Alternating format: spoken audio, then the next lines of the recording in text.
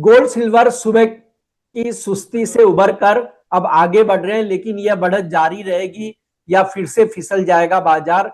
क्या यह समय फ्रेश बाइंग का है या सेल का? करना क्या चाहिए, इस पर बात करेंगे कमोडिटी समाचार सिक्योरिटीज के को फाउंडर और रिसर्च हेड अंकित कपूर से। मैं हूं कमल शर्मा। अंकित जी, आपका स्वागत है मोलतोल में। जी नमस्कार सर। जी नमस्कार अंकित जी। अमेरिका के राष्ट्रपति के हर मिनट बदलते बयान एक मैच्योर नेता जैसे नहीं है। अभी फिर कहा गया कि अमेरिका ईरान में सीज फायर का प्रस्ताव है। सोने चांदी में बढ़त देख रहे हैं। क्या वाकई मार्केट ऐसे बयानों पर भरोसा कर रहा है क्या?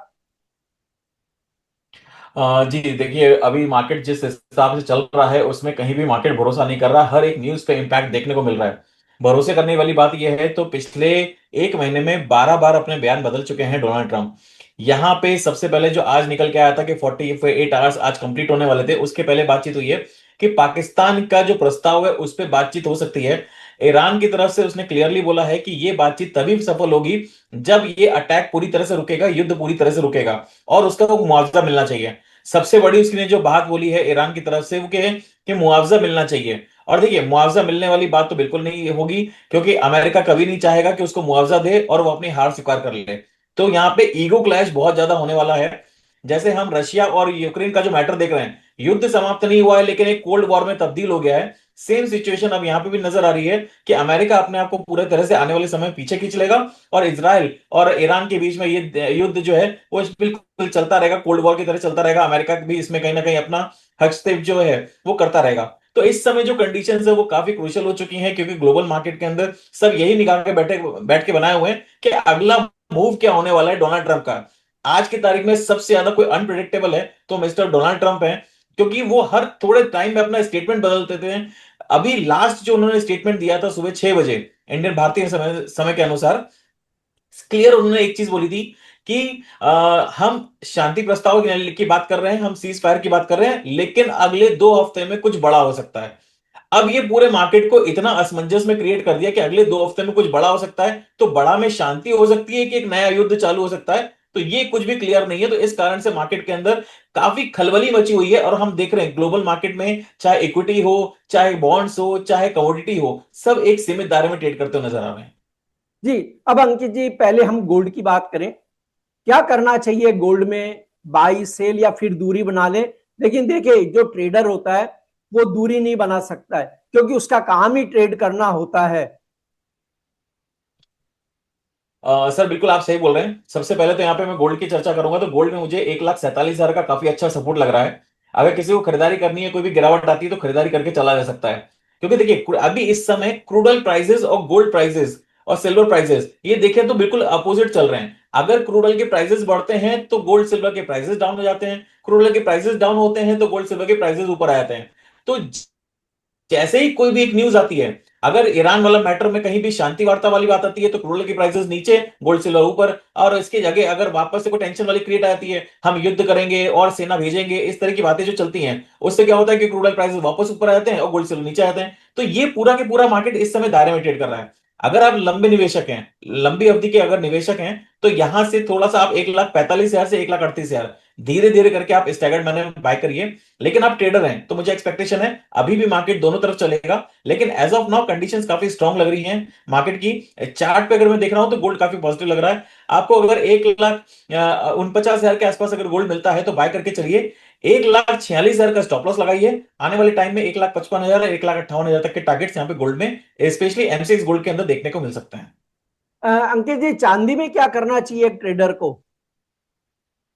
देखिए, चांदी थर्सडे के दिन एक गैप डाउन ओपन हुआ। गैप डाउन होने के बाद हमने देखा 2,24,500 का लेवल टच करा है। इंटरनेशनल मार्केट की बात करूं तो अभी यहाँ पे पॉजिटिव साइन लग रहा है। एक्सपेक्टेशन ये है कि $78 से $80 तक के टारगेट्स ऊपर में टच कर सकते हैं। किसी को भी अगर खरीदारी करनी है तो $71 के स्टॉप लॉस से बाइंग करी जा सकती है।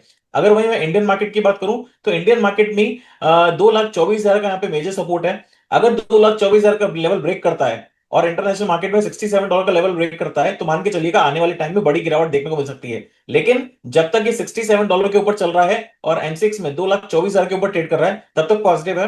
कोई भी अगर गिरावट मिलती है 2,32,000 2,30,000 के आसपास तो बाय कर सकते हैं। 2,24,000 का स्टॉप लॉस लगाइए।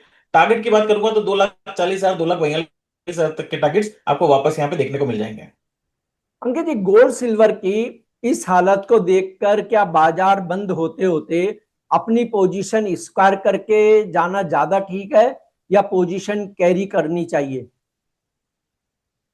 देखिए यहाँ पे कंडीशन ये हो रही है कि अगर मार्केट नीचे की साइड में बंद हो रहा है तो वहां पे अपनी कैरी पोजीशन रख सकते हैं ताकि ऊपर आ जाएगा, लेकिन अगर ऊपर में आपको प्रॉफिट मिल रहा है तो वहां पे प्रॉफिट बुक करिए। देखिए 18 तारीख तक मुझे लगता है कि ट्रेडर्स को सिर्फ और सिर्फ इंट्राडे ट्रेड करना चाहिए, क्योंकि 10 तारीख को अमेरिका की महंगाई के आंकड़े आने वाले हैं।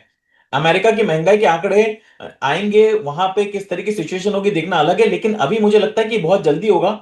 अगले महीने का जो आंकड़ा होगा मई के महीने का, वो काफी इंपॉर्टेंट रहने वाला है। उसका सबसे बड़ा रीजन ये है कि महंगाई, मार्च में युद्ध हुआ है, क्रूड ऑयल की प्राइसेस यहाँ पे डबल होती नजर आई हैं। अब अगर जो आंकड़े आएंगे, कम से कम 1 से 1.5 महीने का समय लगता है, तो ये वाला महीना अगर आप सोचेंगे कि मार्च के आंकड़े इस समय आएंगे और वो पूरा के पूरा रियलिटी चेक होगा, तो वो नहीं होने वाला है। आंकड़े का जो सही आकलन होगा वो मई के महीने में होगा। हमने देखा non farm payroll data, non farm payroll data पिछले महीने जो आया था वो -90,000 था, उसको सही करा गया तो 1,33,000 माइनस में था, और इस बार का जो आंकड़ा है 1,78,000।